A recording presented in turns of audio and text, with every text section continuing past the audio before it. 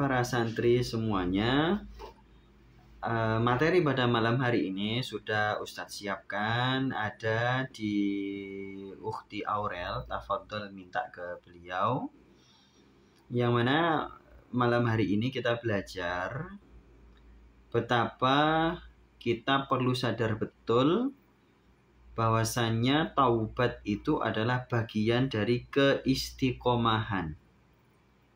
Mungkin dalam mainstreamnya adik-adik, yang namanya orang istiqomah itu adalah orang yang tidak berbuat dosa.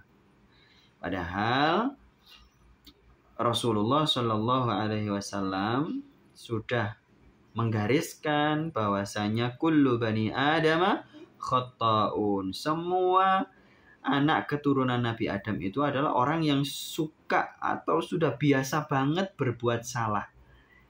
Wa khairul khata'in, dan sebaik-baik orang yang berbuat salah itu adalah at-tawwabun, orang-orang yang bertaubat.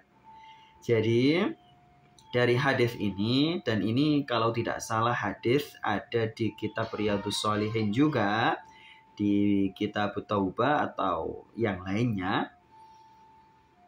Dari hadis ini kita bisa mengambil kesimpulan bahwasanya berkali-kali kita gagal dalam istiqomah itu masih tetap termasuk bagian dari istiqomah ya, sepanjang tidak diterus-teruskan, sepanjang disesali. Maka di PDF yang sudah Ustadz siapkan, silakan dibuka ya di PDF-nya.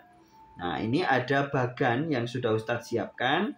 Jadi ada setidaknya 9 tips supaya kita bisa tetap istiqomah walaupun berkali-kali gagal, berkali-kali bertaubat, berkali-kali bermaksiat, berkali-kali taubat, berkali-kali bermaksiat.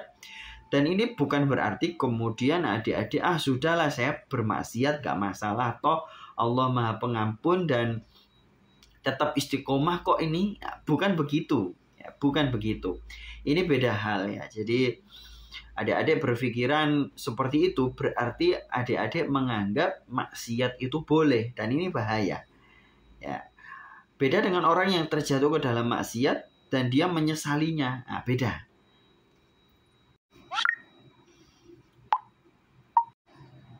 Nah, sehingga di PDF materi itu yang sudah Ustadz siapkan itu silakan dilihat. Jadi yang pertama, orang yang berkali-kali gagal dalam perjalanan hijrahnya itu ya, sebetulnya yang menjadi syarat mendasar ketika dia jatuh, ketika dia terpeleset, itu adalah rasa penyesalan. Kenapa sih saya kok berbuat begini tadi? Kenapa sih saya kok berani-beraninya mendurhakai Allah? Perasaan penyesalan semacam itu sudah disebutkan oleh Rasulullah Shallallahu Alaihi Wasallam. An-nadamu taubatun. Penyesalan itu adalah taubat. Hadis ini mirip dengan hadis tentang ibadah haji. Al-hajju Arafah. Haji itu adalah Arafah. Ya. Kita tahu ibadah haji itu tidak berarti hanya wukuf di Arafah saja. Ada kewajiban-kewajiban yang lainnya, ada rukun-rukun yang lainnya, ada sunnah-sunnah yang lainnya. Sama, orang yang bertaubat ya tidak hanya penyesalan saja, ada rukun-rukun yang lainnya, ada kesunahan yang lainnya, ada kewajiban yang lainnya. Jadi hadis yang pendek itu tadi yang disebutkan oleh Rasulullah, an-nadamu taubatun, ya, itu bukan berarti menafikan yang lainnya. Jadi bertaubat itu memang harus menyesal, tapi ada lanjutannya, tidak berhenti pada penyesalan saja. Sehingga adik-adik kalau berbuat dosa walaupun sudah berhijrah ya, tapi sudah berhijrah, sudah meninggalkan maksiat-maksiat besarnya, meninggalkan kebiasaan-kebiasaan buruknya, tapi kok sekali waktu terjatuh, sekali waktu lalai, sekali waktu itu kelupaan ya. Maka disinilah posisi penting dari penyesalan. Dan itu adalah bagian dari taubat dan tetap dibilang istiqomah loh ya. Jangan salah.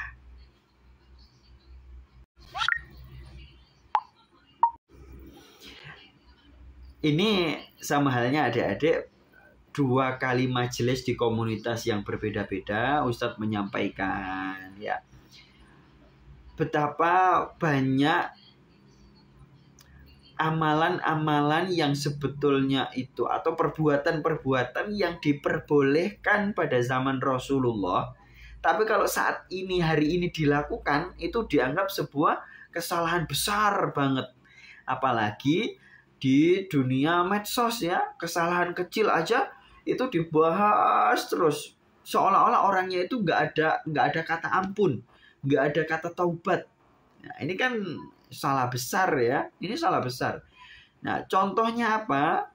Contohnya adalah beberapa hari ini, bahkan 1 tahun yang lalu itu di Malaysia itu viral aksi 1 orang ayah dan 2 anaknya perform kesenian silat di Malaysia.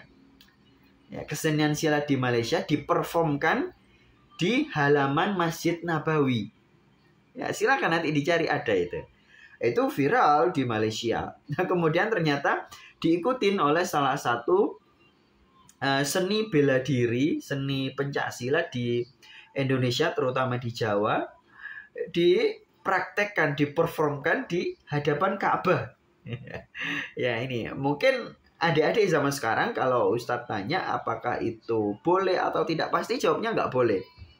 Padahal ya tadi kan Ustadz bilang apa yang diperbolehkan di zaman Nabi bisa jadi kalau dilakukan hari ini dianggap nggak boleh.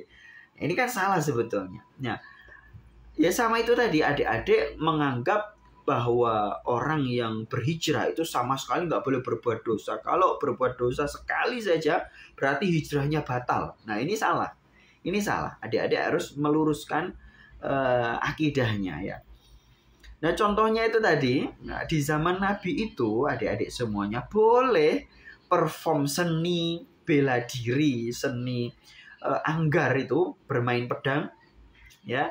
Bahkan kesenian pedang itu adalah kesenian yang membanggakan pada zaman Rasulullah, sampai hari ini di Arab Saudi juga begitu ketika hari kemerdekaannya ya. Dan itu diperformkan sebagian sahabat Nabi di Masjid Nabawi, di dalam Masjid Nabawi, bukan di halamannya, di dalam. Dan itu disaksikan oleh Rasulullah, diizinkan. Meskipun di hadisnya Sayyidina Umar ketika tahu itu, nggak boleh begini nih, itu kata Sayyidina Umar. Tapi ternyata Rasulullah, biarkan Umar, biarkan. Ini hari raya. Dan memang posisinya itu adalah perayaan hari raya Idul Fitri. Idul Fitri. Nah, ketika itu di Idul Fitri yang lainnya ada juga momen di mana ada anak kecil yang bersukacita di hari raya itu, kemudian menyanyikan lagu-lagu yang mubah, yang tidak ada syiriknya, tidak ada maksiatnya di Masjid Nabawi. Lalu dimarahi oleh Sayyidah Aisyah. Ini suara setan. Itu kata Sayyidah Aisyah. Ternyata kata Rasulullah, biarkan, ini hari raya. Gitu ya. Nah, jadi adik-adik harus kita tata mindset kita bahwa kita kalau memang sesuatu itu diperbolehkan pada zaman Rasulullah, ya sudah, kita itu anggap boleh karena memang begitu beragama Islam.